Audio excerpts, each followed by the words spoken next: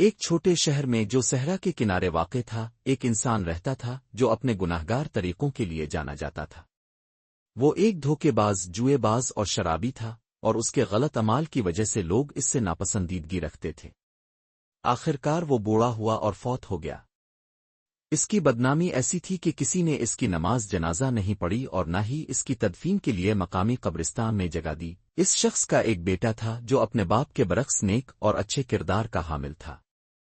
چونکہ کوئی بھی اس کے باپ کے جنازے کے لیے موجود نہیں تھا، بیٹے نے اپنے باپ کی نعش کو ایک گاڑی میں لے جا کر صحرا میں دعا کرنے اور صحیح تدفین کرنے کا فیصلہ کیا۔ جب وہ قبر کھود رہا تھا تو ایک گڈریا اپنے بھیڑوں کے ساتھ وہاں سے گزرا اور لڑکے سے پوچھا کہ وہ کیا کر رہا ہے۔ لڑکے نے جواب دیا کہ وہ اپنے باپ کے لیے قبر تیار کر رہا ہے، جو اپنی غلطیوں کی وجہ سے شہر والوں کے لیے ناپسندیدہ تھا۔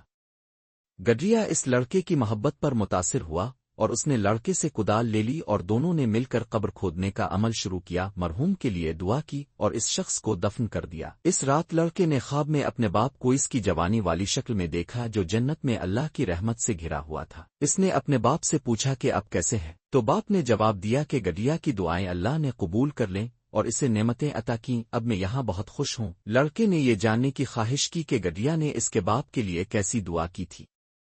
وہ اس کی تلاش میں نکلا اور آخرکار اس سے ملا۔ لڑکے نے پوچھا کہ اپنی کیا دعا کی تھی جس کی بدولت میرے باپ کو اللہ کی رحمت ملی، حالانکہ وہ اپنے بدکرداری کے لیے جانا جاتا تھا۔ گڈریا نے کہا کہ میں آپ کے باپ کو جانتا تھا اور اس نے بھی مجھے نقصان پہنچایا تھا، مگر میں نے اسے معاف کر دیا اور میں نے اس کے لیے یہ دعا کی، اے میرے رب، میں آپ کا لاچاری بندہ ہوں، صرف ایک گڈریا۔ اس شخص نے مجھے نقصان پہنچایا مگر میں نے اسے معاف کر دیا۔ آپ سب سے بڑا معاف کرنے والا ہیں اور تمام جہانوں کے رازق ہیں۔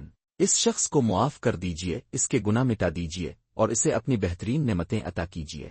اس کہانی سے ہمیں یہ سبق ملتا ہے کہ دنیا سے رخصت ہونے والوں کے لیے مغفرت کی دعا کیا کریں، کیونکہ پتہ نہیں اللہ تعالیٰ کس کی دعا قبول فرماتے ہیں۔ آخر میں ہم سننے والوں کا شکریہ ادا کرتے ہیں اور اسی امید سے اجازت چاہتے ہیں کہ انشاءاللہ بہت جلد کسی اور خوبصورت کہانی کے ساتھ حاضر ہوں گے۔ تب تک کے لیے خدا حافظ۔